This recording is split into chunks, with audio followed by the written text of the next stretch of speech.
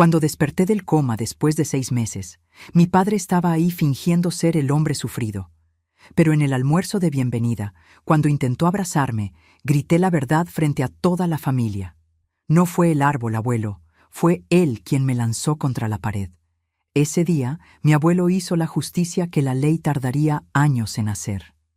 Hola, mis queridos. Miren quién está aquí para conversar con ustedes hoy. Soy la abuela Celia, Celia Vargas.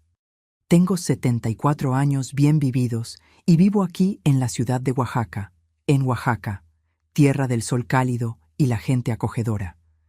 Estoy aquí en mi cocina, sentada en esta silla de madera que mi difunto esposo, Domingo, hizo para mí hace más de 40 años. Al lado pueden ver mi estufa de leña que todavía uso todos los santos días. Nada sustituye el saborcito de la comida hecha en fuego verdadero, mis hijos. ¿Saben qué estaba haciendo ahora antes de prender esta cámara? Estaba preparando masa de tortillas fresquitas para mis nietos, que van a llegar dentro de poco de la escuela. Es una tradición nuestra aquí en casa. Todas las tardes, cuando llegan, hay tortillitas calientitas esperando, con quesillo oaxaqueño derretidito o cajeta casera que yo misma hago. Comencé esta tradición cuando mi primer nietito, Juan Pedro, tenía apenas 5 añitos y llegaba de la escuela siempre hambriento, los ojitos brillando de expectativa. Ustedes no saben la alegría que es ver a esos pequeñitos corriendo por el portón, las mochilas en la espalda gritando, «Abuela Celia, abuela Celia». Es música para mis oídos, mis queridos. Después de las tortillas, se sientan aquí mismo en esta mesa. Hacen las tareas mientras yo voy preparando la cena. El olor a cilantro y cebollita siempre perfuma mi cocina al final de la tarde, mezclado con el ruido bonito de sus risas. Saben, mis hijos, esta rutina simple y llena de amor no siempre fue así en mi vida. Hubo un tiempo allá en mi infancia, cuando la cocina de la casa donde vivía era un lugar de miedo, no de acogimiento, cuando el ruido de pasos pesados en el corredor significaba peligro, no protección. Pero Dios es tan bueno. Ustedes no tienen ni idea. Él me trajo hasta aquí, me dio la oportunidad de construir una familia donde el amor es la regla, no la excepción. Hoy miro a estos nietitos míos. Son 4 en total, 2 niñas y 2 niños. Y mi corazón se llena de gratitud. Ellos corren, juegan, hacen desorden, tiran las cosas por el suelo y yo me quedo ahí riendo, ayudando a juntar los pedazos, dando besitos donde dolió. Nunca jamás una voz alterada o una mano pesada. Porque yo sé, mis queridos, yo sé muy bien lo que es crecer con miedo dentro de casa. Por eso resolví contar mi historia para ustedes hoy. No es fácil revolver estas memorias antiguas, pero si mi dolor puede ayudar a algún niño que está pasando por una situación parecida o alguna familia que necesita entender que existen maneras diferentes de educar con amor, entonces vale la pena abrir este corazón viejo aquí. Antes de comenzar mi historia de verdad, quería hacerles un pedidito especial a ustedes que me están viendo. Si les está gustando esta plática de la abuela aquí, no olviden de darle like ahí abajo y suscribirse al canal Memorias de las Abuelas. ¿Sí?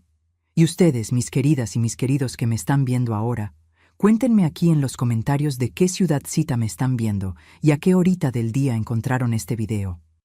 ¿De mañanita con el café, después del almuerzo o ya de nochecita?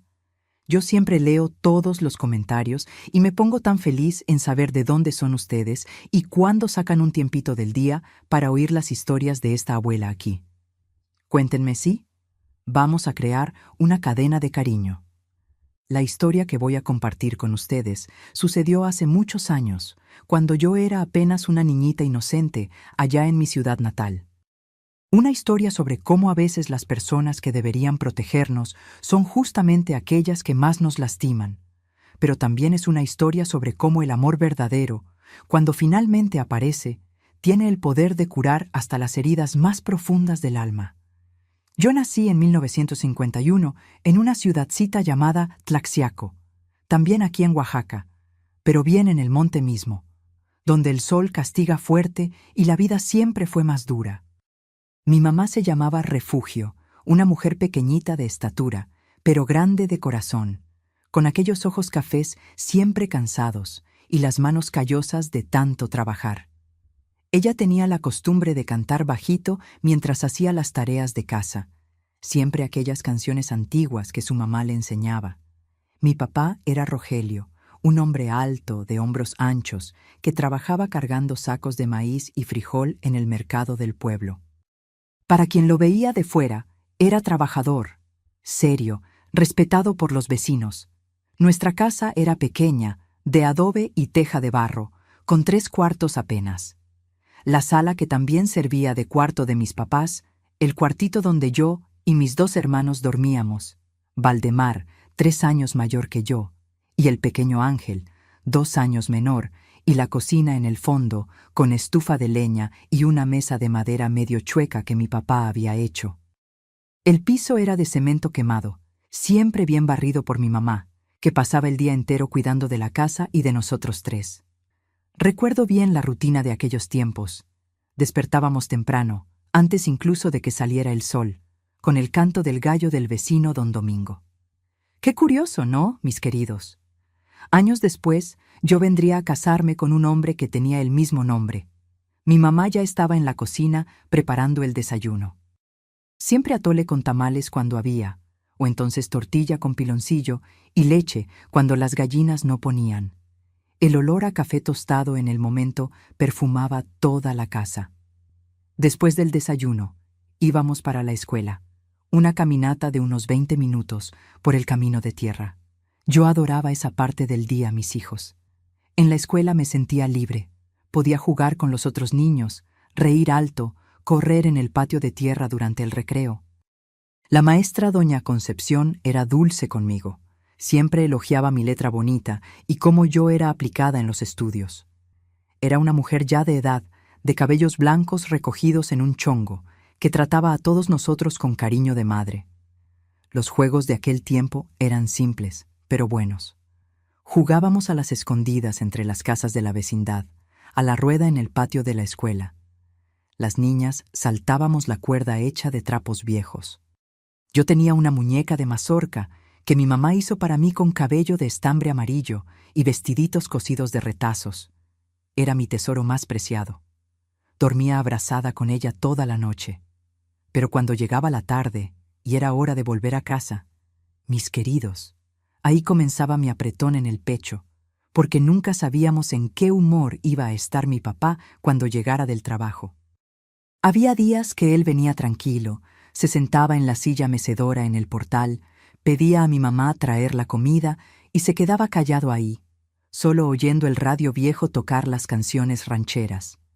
En esos días la casa tenía paz, pero había otros días, ay mis hijos, había otros días que nosotros ya oíamos sus pasos en la calle y sabíamos que la tormenta iba a desatarse.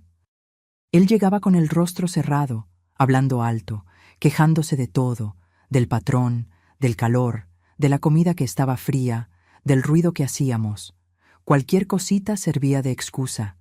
Si uno de los platos no estaba en el lugar correcto, si yo dejaba la muñeca en la sala, si mi hermano Valdemar olvidaba las chancletas en la puerta, si el pequeño Ángel lloraba por cualquier motivo de niño. Mi mamá vivía en estado de alerta, siempre intentando adivinar su humor, preparando todo perfectito, mandándonos quedarnos calladitos, calladitos. Celia, niña, ve a jugar allá en el patio, ella decía bajito cuando veía que él estaba llegando alterado. Lleva a tus hermanos y no hagan ruido, ¿sí? Y nosotros 3 salíamos corriendo para el fondo de la casa, intentando escondernos, intentando no existir. Yo era una niña de 6 años cuando aprendí que había 2 versiones de mi papá. El Rogelio que los vecinos conocían, siempre saludando a todo mundo en la calle, ayudando cuando alguien necesitaba cargar algo pesado, hablando de trabajo y de fútbol en la tiendita de don Juan. Y el Rogelio que vivía dentro de nuestra casa, que explotaba por cualquier motivo, que decía que los niños tenían que aprender a comportarse, que en su tiempo nadie hacía berrinches. Educación, él llamaba. Ustedes van a aprender a tener respeto. Decía siempre que alguno de nosotros cometía algún error de niño. Y ay de quien cuestionara. Mi mamá ya había aprendido a no interferir. Se quedaba solo mirando de lejos, con aquellos ojos tristes, las manos temblando, susurrando bajito. Dios mío, Dios mío.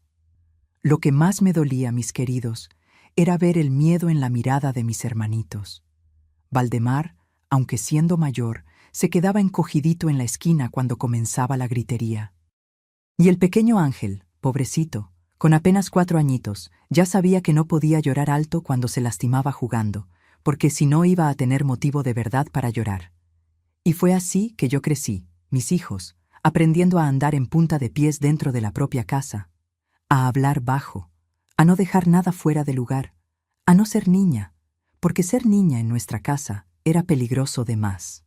Fue en un día de enero de 1957, bien en medio del verano caliente del monte, que todo comenzó de verdad, mis queridos. Yo había acabado de cumplir 6 años el mes anterior. Todavía era una niñita que creía que el mundo era un lugar seguro, que los papás existían para proteger a los hijos. ¿Cómo estaba equivocada? Recuerdo que en ese día específico, mi mamá refugio había ido a la casa de doña Quitería, nuestra vecina, a llevar unos huevos que nuestra gallina Pinta había puesto. Era costumbre entre las mujeres del barrio ese intercambio. Un día era huevo, otro día era harina, manera de una ayudar a la otra cuando la cosa apretaba. Ella me dejó cuidando de mis hermanitos. Valdemar estaba jugando en el patio con las ramitas, haciendo de cuenta que eran carritos, y el pequeño Ángel dormía en la hamaca de la sala. Yo estaba en la cocina, intentando alcanzar un vaso en el estante más alto para beber agua. Era un vaso de vidrio común, de esos que venían de dulce de guayaba, que mi mamá compraba a veces en el mercado. Subí en una silla, estirando el brazo lo máximo que podía, cuando el vaso se resbaló de mi manita pequeña. El ruido del vidrio quebrándose en el piso de cemento resonó por la casa entera como un trueno. El pequeño Ángel despertó asustado y comenzó a llorar. Fue en ese exacto momento que oí los pasos pesados de mi papá llegando de la calle. Mi corazón se disparó, mis queridos. Mis deditos comenzaron a temblar mientras yo intentaba juntar los pedazos de vidrio con las propias manos, cortándome en la desesperación. La sangre goteaba en el piso, mezclada con las lágrimas que ya comenzaban a escurrir. ¿Qué ruido fue ese? La voz de Rogelio resonó por la casa como el rugido de un jaguar. Él apareció en la puerta de la cocina, el rostro rojo del sol y de la rabia, los ojos oscuros fijos en mí. Cuando vio los pedazos esparcidos y la sangre en mis dedos, no demostró ninguna pizca de preocupación. Solo ira pura. Niña malcriada, ¿no dije que los niños no pueden tocar las cosas sin permiso?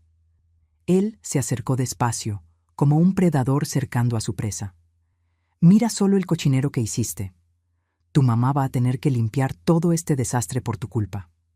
Yo intenté explicar con la voz trémula de miedo. Papá, yo solo quería beber agua. Yo no podía alcanzar el vaso del estante de abajo, pero él no quería oír explicación ninguna. Nunca quería. ¿Agua? Él rió, pero era una risa sin alegría, llena de maldad. ¿Desde cuándo los niños mandan en la casa? Tenías que esperar a que tu mamá volviera. Pero no, la señorita quiso jugar a la adulta, ¿verdad? Fue entonces que sucedió, mis hijos. Por primera vez en mi vida, sentí la mano pesada de mi papá en mi rostro, una cachetada tan fuerte que me tiró al piso, bien en medio de los pedazos de vidrio. El dolor físico fue terrible, pero el dolor en el corazón fue peor todavía, porque hasta ese momento, por más enojado que se pusiera, nunca había puesto la mano en ninguno de nosotros 3. ¿Ahora aprendiste?, él preguntó, mirándome allá en el piso, mientras yo intentaba levantarme con las rodillas raspadas en los pedazos.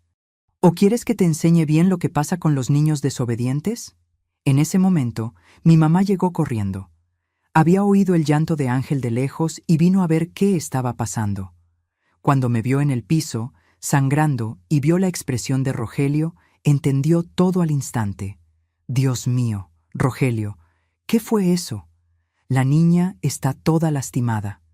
Ella corrió para tomarme en brazos, limpiando la sangre de mis cortes con el borde de la propia falda. Tu hija quebró el vaso a propósito solo para contrariarme, Él mintió descaradamente. Subió en la silla sabiendo que no podía. Hizo el mayor desastre. Tenía que aprender que en mi casa hay reglas. Mi mamá me miró a los ojos y yo vi que ella sabía que yo no había quebrado el vaso a propósito, pero también vi el miedo en su mirada, miedo del propio marido. Ella apenas susurró: «Celia no hace maldades, Rogelio. Ella es una buena niña». «¿Buena niña?», él gritó todavía más alto. «Buena niña no quiebra las cosas de la casa. Buena niña obedece. Y si tú no consigues educar bien a esta niña, yo voy a educarla a mi manera». Y fue así, mis queridos, que comenzó mi pesadilla. A partir de ese día, cualquier cosita que yo hiciera o que él pensara que había hecho, se volvía motivo para educación.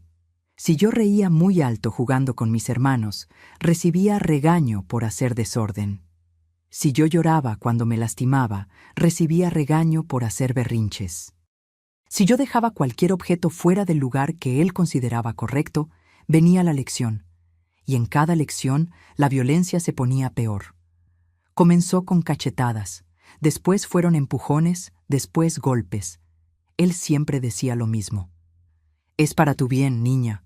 El día que aprendas a comportarte, no necesitas más de esto». Como si la culpa fuera mía, como si una niña de 6 años pudiera controlar todas sus acciones para no provocar a un adulto descontrolado.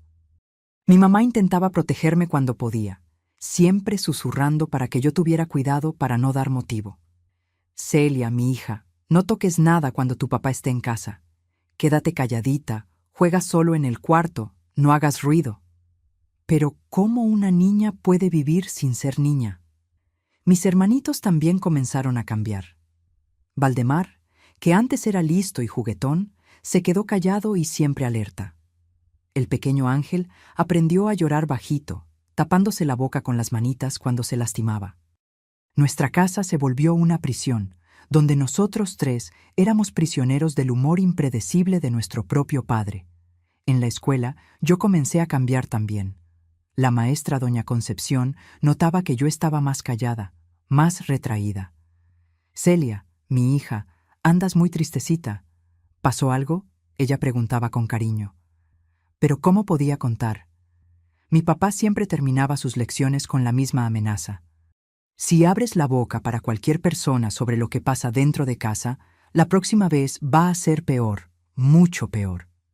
Y yo creía.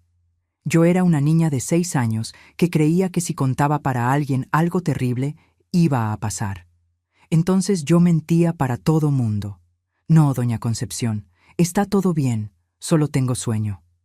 Y ella se quedaba preocupada, pero no insistía.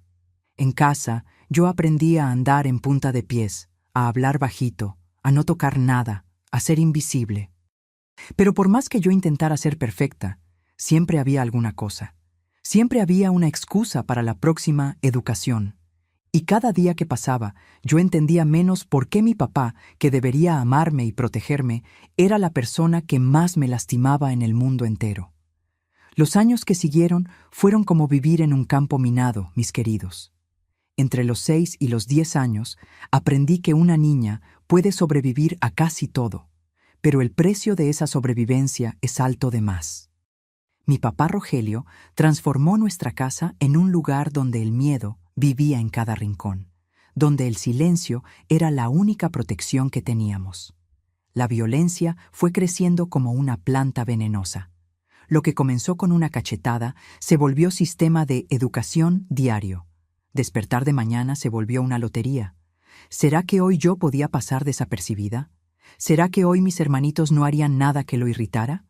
Pero era imposible, mis hijos. ¿Cómo 3 niños pequeños pueden vivir sin hacer ruido, sin jugar, sin existir? Aprendí a reconocer todas las señales, la manera que él cerraba la puerta cuando llegaba del trabajo, el sonido de sus pasos en el corredor. Cuando eran lentos, todavía había esperanza de paz. Cuando eran pesados y rápidos, la tormenta estaba llegando.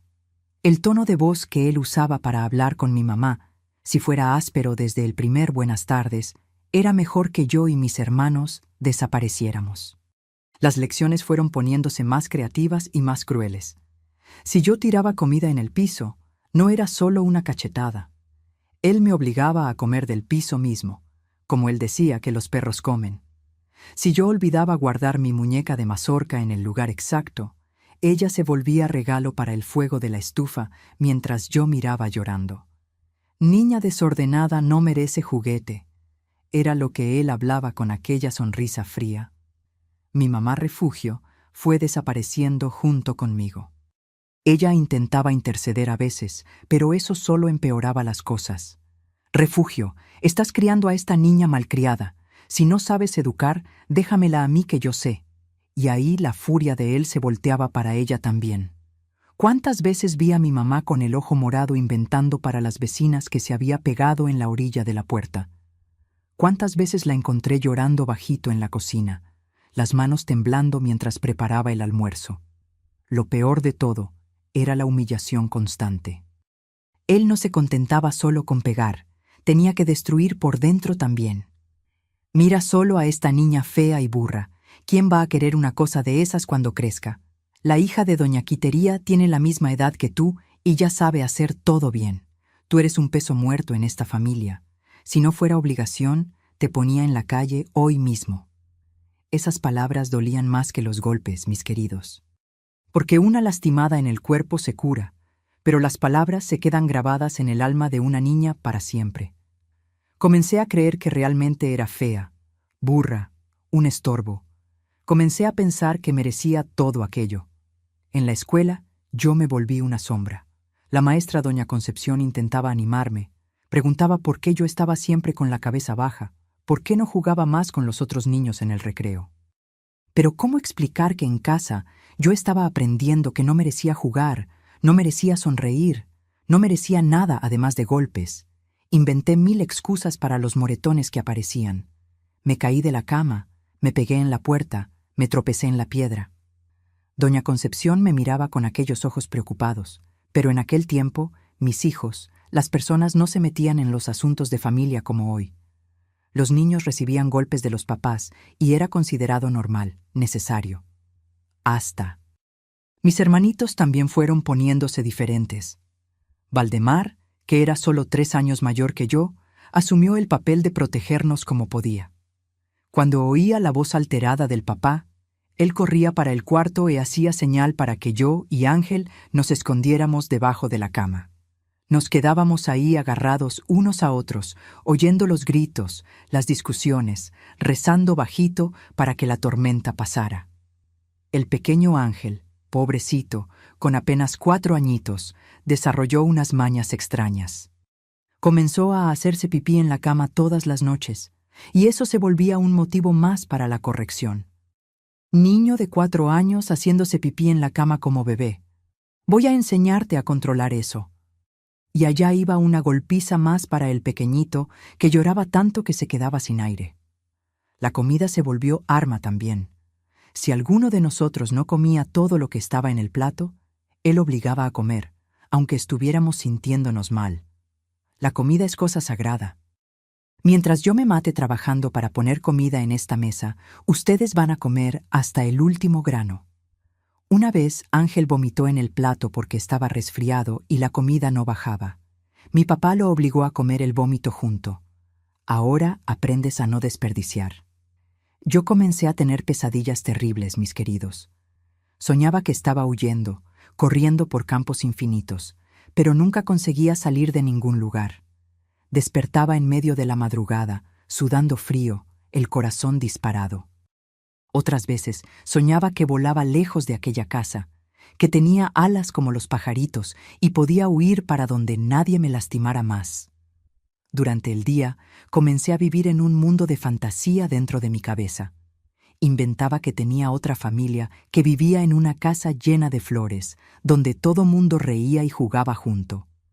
Inventaba que era hija de la maestra doña Concepción, que me trataba con cariño todos los días en la escuela. Era la única manera de soportar la realidad. La violencia fue escalando de tal modo que yo vivía siempre lastimada. Brazos morados, rasguños en la espalda, marcas de cinturón en las piernas, todo siempre cubierto por la ropita. Claro, Mi mamá me enseñaba a mentir mejor. Si preguntan, dices que te caíste del árbol del patio. Si preguntan de nuevo, dices que te resbalaste en el lodo después de la lluvia. Y fue así que fui creciendo, mis hijos, aprendiendo que los niños no valen nada, que no merecen amor, que existen solo para obedecer y recibir golpes. A los 10 años, yo ya era una niña vieja por dentro, cansada de vivir, sin esperanza de que algún día las cosas pudieran ser diferentes. Pero lo peor todavía estaba por venir, porque poco a poco yo me estaba transformando en una niña que no tenía más miedo de morir. Eso es peligroso, muy peligroso, porque cuando uno no tiene más miedo de morir, uno puede hacer cosas que pueden cambiar todo para siempre. Fue en una tarde de marzo de 1961, mis queridos, una de aquellas tardes de calor sofocante del monte oaxaqueño, cuando el sol parece que va a derretir la tierra y el aire queda pesado como plomo. Yo había acabado de cumplir 10 años el mes anterior, pero ya sentía como si hubiera vivido 100 vidas de sufrimiento. Estaba en ese estado de alma que solo quien pasó por lo que yo pasé puede entender. Cuando una niña ya sufrió tanto que no siente más nada, ni miedo, ni esperanza, ni ganas de vivir. Era como si yo fuera una muñequita de trapo que recibe golpes y golpes, pero no se quiebra porque ya no tiene más nada para quebrar por dentro. En ese día específico que cambiaría mi vida para siempre, mi mamá Refugio había salido bien tempranito para llevar unas ropas lavadas para su patrona, doña Hortensia, que vivía en la parte más rica de Tlaxiaco, en una casa grande con patio lleno de flores. Era un trabajito que ella hacía 3 veces por semana para ganar unos pesitos, porque el dinero de mi papá nunca jamás alcanzaba para el mes entero. Nosotros vivíamos siempre en el aprieto, siempre faltando alguna cosa. Celia, mi hija, ella me había dicho antes de salir, con aquellos ojos cansados que parecían cargar el peso del mundo. Tú te quedas cuidando de tus hermanitos y vas preparando el almuerzo para tu papá. Pon los frijoles en el fuego a las 12:20, revuelve de vez en cuando y no olvides de sazonar con la cebolla picadita que está ahí en el tazón. Yo vuelvo antes de que él llegue. Pero el mundo tenía otros planes para ese día, mis queridos. Doña Hortensia acabó pidiendo para que mi mamá lavara más unas piezas, arregló más unos trabajitos y el tiempo fue pasando sin que ella se diera cuenta. Mientras tanto, yo estaba ahí en nuestra casita, una niña de 10 años haciendo papel de mamá, cuidando de 2 hermanitos y preparando comida para una familia entera. Puse los frijoles en el fuego como ella mandó. Arreglé el fuego de leña bien, dejé cocinando despacito. Valdemar estaba en el patio jugando con unos pedazos de madera, haciendo de cuenta que eran barcos navegando en un río imaginario. Yo lo vigilaba por la ventana de la cocina mientras revolvía los frijoles y cuidaba para que no se quemaran. Fue cuando oí un llantito viniendo del cuarto. Era Ángel, que ahora tenía 7 años, pero todavía era pequeñito, flaquito, siempre lastimándose. Corrí para ver qué había pasado y encontré al pobrecito caído en el piso al lado de la cama. Él había intentado alcanzar un juguetito que estaba encima del baúl viejo y acabó cayéndose, pegándose la rodilla derecha en la orilla de madera. ¡Ay, ay, ay! Dolió, Celia, dolió mucho. Él lloraba, agarrándose la piernita, las lagrimitas bajando por la carita flaca. La rodilla estaba hinchándose, poniéndose moradita. Mi corazón de hermana mayor se apretó todo, viendo a ese niñito sufriendo. Lo tomé en brazos, aunque él ya estaba grandecito, y lo llevé para la cocina. Mojé un trapito con agua fresquita. Lo puse encima de la lastimada. Calma, mi hermanito. Dentro de un ratito mamá vuelve y hace un remedio casero en tu dolorcito. Yo decía, haciéndole cariño en los cabelitos, intentando calmarlo. Eres fuerte, ¿verdad, hombrecito? No llores mucho, no. Me quedé unos 15 minutos ahí cuidándolo, cantando bajito aquellas canciones que mi mamá cantaba para nosotros cuando éramos más chiquitos. Ángel se fue calmando despacito, parando de llorar, recostando la cabecita en mi hombro. Era un momento dulce, mis queridos, uno de aquellos raros momentos de paz en nuestra casa de sufrimiento. Pero fue ahí que mi vida se desmoronó de una vez. Cuando volví para la cocina para revolver los frijoles, el olor estaba extraño. Olor a quemado, olor a desgracia. Corrí para la estufa y vi el horror. Los frijoles se habían pegado en el fondo de la olla, aquella olla de hierro pesada que era una de las pocas cosas de valor que teníamos. El agua se había secado toda, los granos estaban negros, carbonizados, y un humo denso subía en dirección al techo. Mi corazón se detuvo, literalmente se detuvo.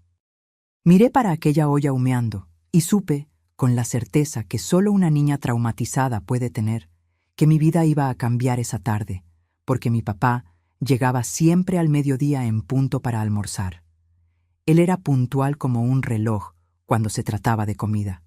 Y cuando él llegara y viera que no había almuerzo, mis deditos comenzaron a temblar violentamente. Intenté salvar lo que daba, desesperada. Tomé agua, intenté despegar los frijoles del fondo de la olla, intenté por lo menos salvar algunos granitos que no estaban totalmente quemados, pero cuanto más revolvía, peor quedaba.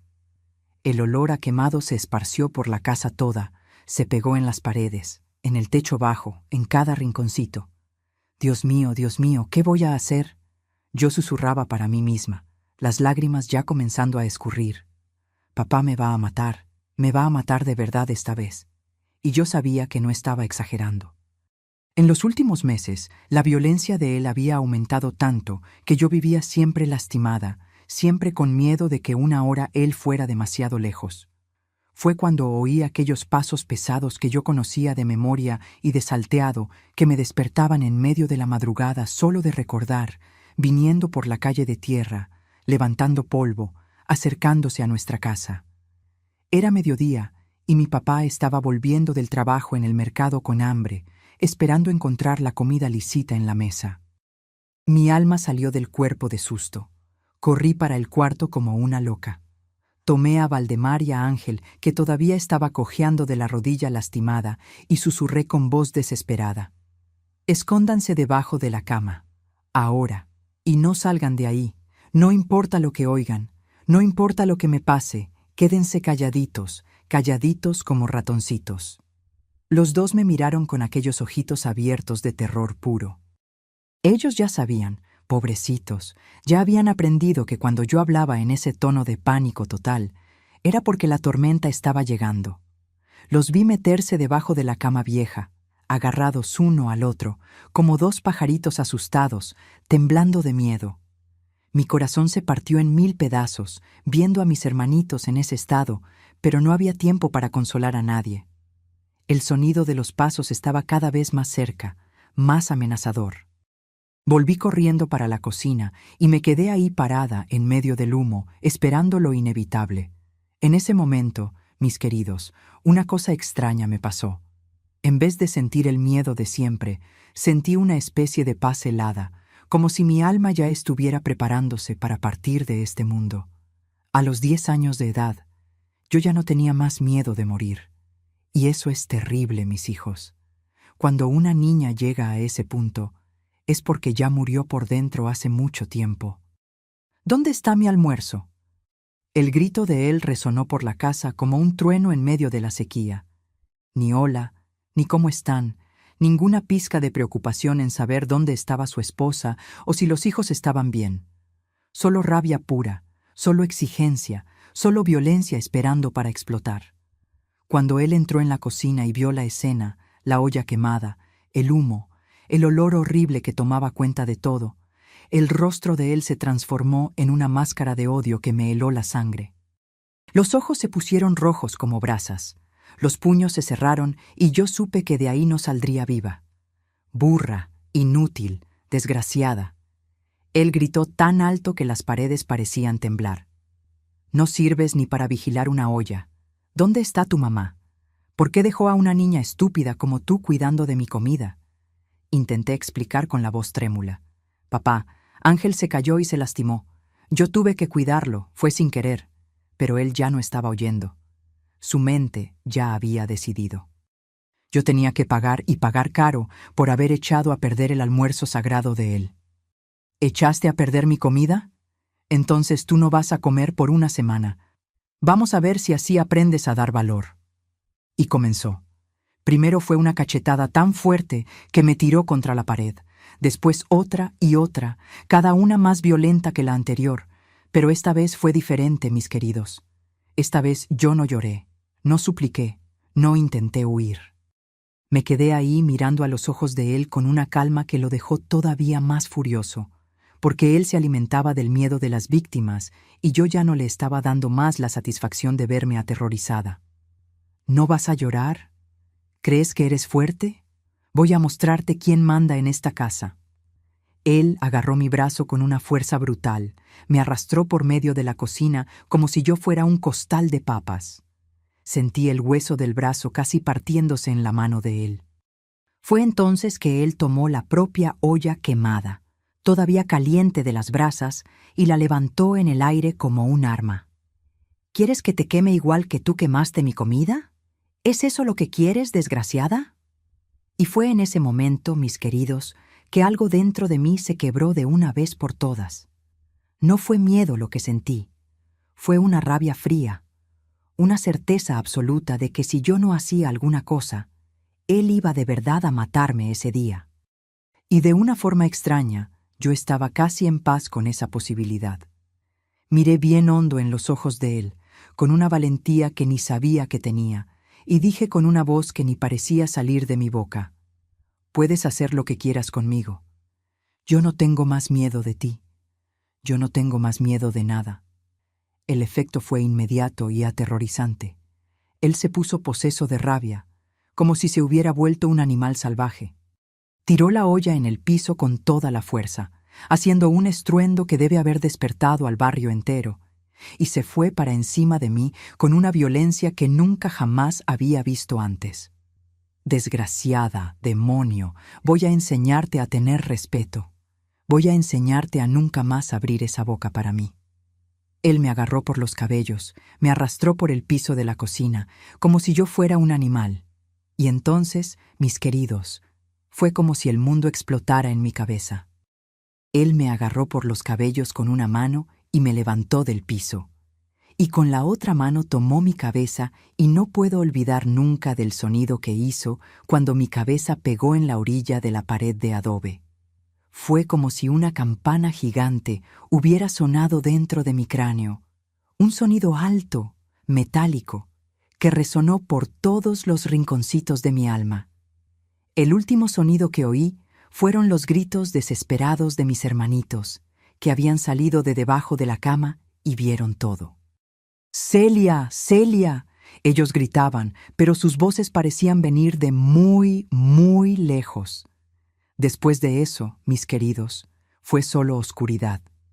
Una oscuridad profunda como un pozo sin fondo, más oscura que la noche más oscura, donde no había dolor, no había miedo, no había nada además de un silencio infinito. Durante 6 largos meses, mi alma flotó en esa oscuridad, mientras mi cuerpito de niña luchaba entre la vida y la muerte en una cama de hospital. Y mientras yo luchaba para sobrevivir inconsciente e indefensa, mi papá interpretaba el papel de su vida allá afuera, el de padre sufrido y desesperado, cuya hijita querida había sufrido un terrible accidente doméstico. Cuando abrí los ojos por primera vez después de 6 meses de oscuridad, mis queridos, fue como nacer de nuevo. Pero no era un nacimiento bonito, lleno de alegría. Era como volver de un lugar muy distante, muy frío, donde casi me había quedado para siempre. La primera cosa que vi fue el techo blanco del hospital de Oaxaca, con aquellas manchas de humedad que parecían nubes grises. La segunda cosa que sentí fue el dolor de cabeza más terrible que una persona puede imaginar, como si 1000 martillos estuvieran pegando dentro de mi cráneo al mismo tiempo. «Despertó, despertó. Doctor, venga rápido». Era la voz de mi mamá refugio, que estaba ahí a mi lado, agarrando mi mano. Cuando conseguí voltear la cabeza despacio, muy despacio, vi que ella estaba irreconocible. Había adelgazado unos 20 kilos. Los cabellos estaban completamente blancos. Antes eran cafés y los ojos rojos de tanto llorar. Parecía una mujer de 80 años, no de 40. Mi hija, mi hijita querida, ella susurraba, besando mi frente, las lágrimas goteando en mi rostro. ¿Volviste para mamá? ¿Volviste? Intenté hablar, pero solo salió un sonido ronco, extraño. Mi garganta estaba seca como lija. Mi lengua parecía de papel. El doctor, un hombre alto y flaco llamado doctor Aristides, vino corriendo con una enfermera. Ellos hicieron unas pruebas, encendieron una linternita en mis ojos, me hicieron apretar las manos de ellos, mover los dedos de los pies. Es un milagro. El doctor hablaba para mi mamá, meneando la cabeza. Con el traumatismo craneal que ella tuvo, sinceramente, no esperábamos. Pero ella va a necesitar mucho reposo, mucho cuidado. El cerebro todavía está recuperándose. En los días siguientes, todavía medio mareada, medio confusa, fui recordando poco a poco lo que había pasado. Las memorias volvían como pedazos de un rompecabezas terrible. La olla quemada, la furia de mi papá, el sonido horrible de mi cabeza pegando en la pared, y junto con las memorias vino una cosa que nunca había sentido antes. Una rabia fría, calculada, mezclada con una valentía que no sabía de dónde venía. Mi mamá se quedaba el día entero en el hospital conmigo, durmiendo en una silla incómoda al lado de mi cama. Durante las tardes largas, mientras yo todavía estaba débil de más para salir de la cama, ella me contaba lo que había pasado en esos 6 meses. Cómo mi papá había llegado gritando en la casa de doña Hortensia: «Refugio, venga corriendo. Celia se cayó del techo, está toda quebrada». Él dijo que había subido al techo para agarrar una cometa que se había enredado. Mi mamá me contó con la voz llena de amargura. Dijo que te resbalaste y pegaste la cabeza en la orilla de la pared. Todo mundo creyó, hija. Yo misma creí hasta que... ¿Hasta qué, mamá?, yo pregunté todavía con la voz débil. Ella miró para los lados, verificó si no había nadie oyendo y susurró: «Tus hermanitos, Valdemar y Ángel». En la primera semana, cuando tú estabas aquí en el hospital, inconsciente, ellos comenzaron a tener pesadillas terribles. Despertaban en medio de la madrugada gritando, diciendo que habían visto al papá lastimarte. Yo pensaba que era trauma, ¿sabes?, de haberte visto lastimada. Mi corazón comenzó a latir más rápido. Y entonces, que una noche Ángel despertó llorando mucho, mucho mismo, y habló una cosa que me heló la sangre. «Mamá, el papá no dijo la verdad. Celia no se cayó del techo. Nosotros vimos cuando él la agarró del cabello y pegó su cabeza en la pared de la cocina porque los frijoles se quemaron». Y Valdemar confirmó todo en los mínimos detalles. Sentí una mezcla de alivio y terror. Alivio porque finalmente alguien sabía la verdad. Terror porque sabía que cuando saliera del hospital mi papá iba a estar todavía más peligroso. Hombre que pega en niño hasta dar traumatismo craneal no tiene más vuelta, no tiene más arreglo. «Mamá», yo dije, agarrando la mano de ella con fuerza, «cuando yo salga de aquí, él me va a matar de verdad. La próxima vez, él no va a parar». Ella meneó la cabeza, los ojos llenos de lágrimas. «No, mi hija, no va a haber próxima vez. Yo ya mandé recado para tu abuelo Teodoro». Mi abuelo Teodoro era el papá de mi papá, un hombre de 70 y poquitos años que vivía en un ranchito pequeño a unas 2 horas de Tlaxiaco. Era conocido en la región entera como un hombre de palabra, de esos hombres antiguos que no acepta cobardía de ningún modo. Había criado 5 hijos hombres. Mi papá era el más chico y siempre decía que hombre que pega en mujer y niños no es hombre, es bicho. «¿Qué le dijiste?», pregunté. «La verdad», ella respondió con una determinación en la voz que yo nunca había oído antes. Conté todo, los años de golpes, las humillaciones y ahora esto. Él se quedó en silencio del otro lado de la línea por unos 5 minutos. Después solo dijo: «Refugio, cuando la niña salga del hospital, me avisas. Voy a organizar un almuerzo de bienvenida para ella, un almuerzo que toda la familia va a participar. Y dile a Rogelio que no es invitación, es orden. Quien no venga no es más de la familia. Yo sabía lo que eso significaba. En la cultura del campo, cuando el patriarca de la familia llama a todo mundo para un almuerzo, no es solo para comer, es para ajustar cuentas, para hacer justicia, para poner las cosas en el lugar correcto. Durante el resto del tiempo en el hospital, mientras yo me recuperaba lentamente, mi mamá me contó cómo habían sido esos 6 meses. Mi papá, el cínico desgraciado, había interpretado el papel de padre sufrido con perfección. Venía al hospital todos los días, lloraba frente a los médicos, recibía las condolencias de los vecinos y conocidos. Pobrecito de Rogelio, las personas decían, trabajando tanto para sostener a la familia y ahora con la niña en ese estado, qué cruz pesada para un padre cargar. Si ellas supieran que la cruz había sido él mismo quien la había hecho. Lo peor de todo era que él venía a visitarme. Se quedaba ahí al lado de mi cama cuando yo estaba inconsciente, agarrando mi mano, susurrando. «Hijita de papá, necesitas despertar. Papá te extraña». Frente a los médicos y las enfermeras, claro, puro teatro, pura mentira. Pero mis hermanitos no conseguían más disimular. Cada vez que él llegaba cerca, ellos se encogían, temblaban, se escondían detrás de mi mamá. El pequeño Ángel, pobrecito, había desarrollado tartamudez y se hacía pipí en la cama toda la noche. Valdemar había parado de hablar casi completamente, solo respondía cuando preguntaban algo directo. Después de 2 meses y medio de hospital, cuando los médicos dijeron que yo estaba bien lo suficiente para ir para casa, mi mamá llamó a mi abuelo. «Papá Teodoro, Celia va a tener el alta la semana que viene. Entonces voy a mandar las invitaciones», fue la respuesta de él. «Domingo que viene, mediodía, en mi rancho. Almuerzo de bienvenida para mi nieta. Va a estar toda la familia presente. Y dile a Rogelio que no es invitación, es orden. Quien no venga no es más de la familia». Durante aquella última semana en el hospital, mis queridos, yo sentí una cosa extraña creciendo dentro de mí. No era más miedo, no era más desesperación. Era una especie de esperanza mezclada con sed de justicia.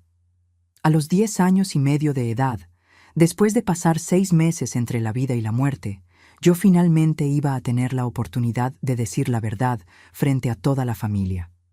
El sábado antes del alta, mi papá vino a visitarme por la última vez.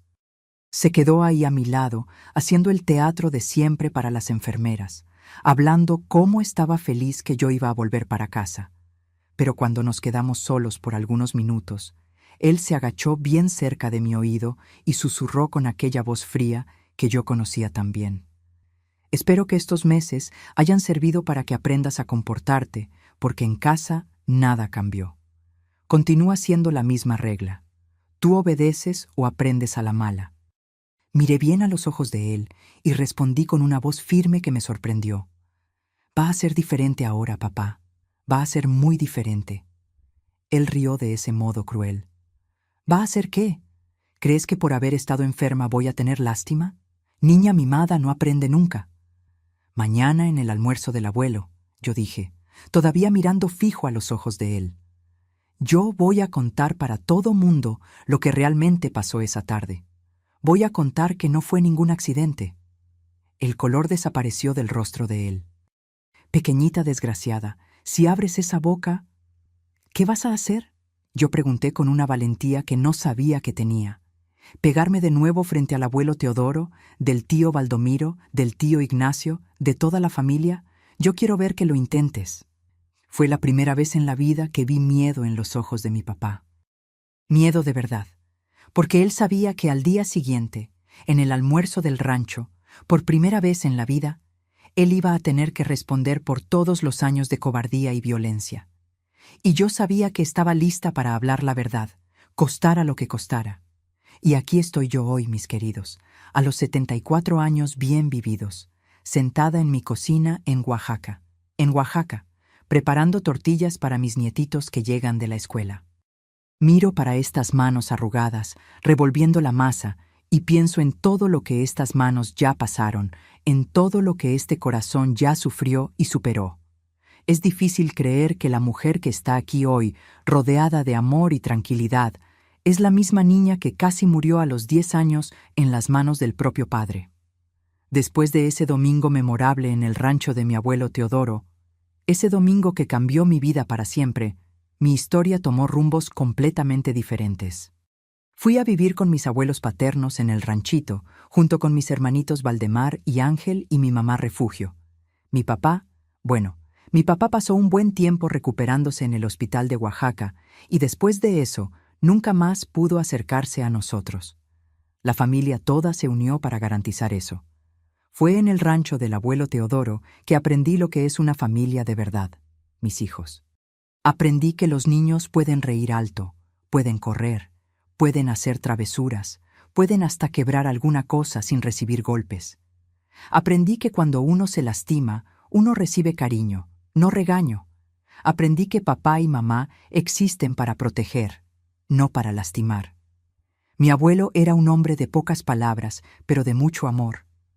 Todas las mañanas él me llamaba para ir con él a sacar leche de las vacas.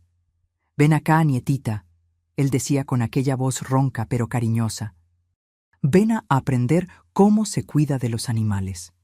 Y allá iba yo, todavía pequeñita, pero aprendiendo que cuidar es una cosa buena, una cosa bonita. Mi abuela, doña Quiteria, no la vecina, era otro nombre que ella tenía. Era una dulcera de primera. Hacía los dulces más sabrosos del mundo. Cajeta cremosa, cocada blanca que se derretía en la boca, palanqueta que quedaba en el punto certito y ella siempre me llamaba para ayudar. «Celia, mi nieta querida, ven a revolver este dulce de calabaza aquí, pero despacio, con cariño, que el dulce no le gusta la prisa». Fue ella quien me enseñó a cocinar de verdad, con amor, con paciencia. Todo lo que sé hoy sobre hacer comida sabrosa, aprendí con ella en aquella cocina grande del rancho, con estufa de leña que calentaba la casa entera y perfumaba todo con olor a canela y clavo. Crecí ahí en el rancho hasta los 15 años, mis queridos. Estudié en la escuelita del pueblo. Hice amistades verdaderas por primera vez en la vida. Aprendí a ser niña, aunque siendo casi adolescente. Mis hermanitos también se recuperaron de aquellos años terribles. Valdemar volvió a hablar normal. Se volvió un niño alegre y juguetón. El pequeño Ángel paró con la tartamudez y el pipí en la cama. Se volvió un niño listo y cariñoso. Cuando cumplí 16 años, conocí a mi futuro marido, Domingo, el mismo nombre del vecino allá de Tlaxiaco, ¿recuerdan? El destino tiene esas coincidencias graciosas de verdad. Él era hijo de rancheros vecinos, un muchacho de 20 años, trabajador, respetuoso, de familia buena.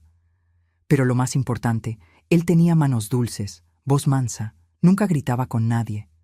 Noviamos 3 años, siempre con el mayor respeto, siempre bajo los ojos cuidadosos de mi abuelo Teodoro, que se había vuelto mi papá de verdad. Cuando cumplí 19 años, nos casamos en una fiestecita simple pero bonita, en el propio rancho, con derecho a acordeón, jaripeo y mucho baile toda la noche. Vine a vivir aquí en Oaxaca en 1970, cuando Domingo consiguió un empleo bueno en el ayuntamiento. Compramos esta casita pequeña pero acogedora donde estoy hasta hoy. 3 cuartos, una sala, una cocina que es el corazón de la casa, y un patio con árbol de mango, árbol de guayaba y un cantero de hierbas que cuido hasta hoy. Tuve 4 hijos con mi Domingo, mis queridos. 2 niños y 2 niñas. José Carlos, que hoy es chofer de autobús, María de los Dolores, que trabaja en la escuela municipal, Francisco, que se volvió mecánico y tiene taller propio, y la pequeña Socorro, que se graduó maestra y da clases en la misma escuela donde la hermana trabaja. Y qué alegría fue criar a esos hijos. Por primera vez en la vida, yo supe lo que es educar con amor, enseñar con paciencia, corregir sin violencia. Cuando ellos hacían travesuras y hacían mucha, como todo niño normal, yo me sentaba, conversaba, explicaba por qué no se podía, daba castigo educativo cuando necesario. Nunca, jamás una mano pesada, porque yo sabía en carne propia lo que eso hace con un niño. Mi marido Domingo era compañero en todo, hombre trabajador, cariñoso, que llegaba del trabajo y ayudaba con los niños, que jugaba en el patio, que hacía cuestión de cenar en familia todos los santos días. Vivimos 52 años juntos, mis hijos. Él falleció hace 3 años de problema en el corazón, pero fue una vida entera de compañerismo y amor verdadero. Hoy, a los 74 años, mi mayor alegría son mis 4 nietos. Juan Pedro, de 12 años, María Clara, de 10, Lucas, de 8, y la pequeñita Ana Lucía, de 5 añitos. Ellos son la luz de mis ojos, la razón de yo despertar animada todos los días. Todas las tardes, cuando llegan de la escuela, es la misma alegría. Corren por el portón gritando: «¡Abuela Celia! ¡Abuela Celia!» y vienen directo para la cocina, donde siempre hay tortillitas calientitas esperando. Se sientan en esta mesa donde estoy ahora. Hacen las tareas escolares mientras yo preparo la merienda de la tarde. Tortillas con quesillo, licuado de frutas, pastel de elote, galletitas caseras. Y qué libertad ellos tienen, mis queridos. Corren por la casa toda, juegan en el patio, hacen desorden, ríen alto, cantan, inventan juegos. A veces tiran alguna cosa, quiebran un vaso, hacen cochinero y yo río junto, ayudo a limpiar, doy besitos donde dolió si se lastimaron. No fue nada, mi bien. La abuela limpia eso rapidito, porque yo sé, en el fondo del alma, que niño, feliz es niño que puede ser niño, que puede equivocarse sin recibir golpes, que puede llorar cuando duele, que puede reír cuando está alegre. Mis nietitos nunca van a saber lo que es tener miedo dentro de casa.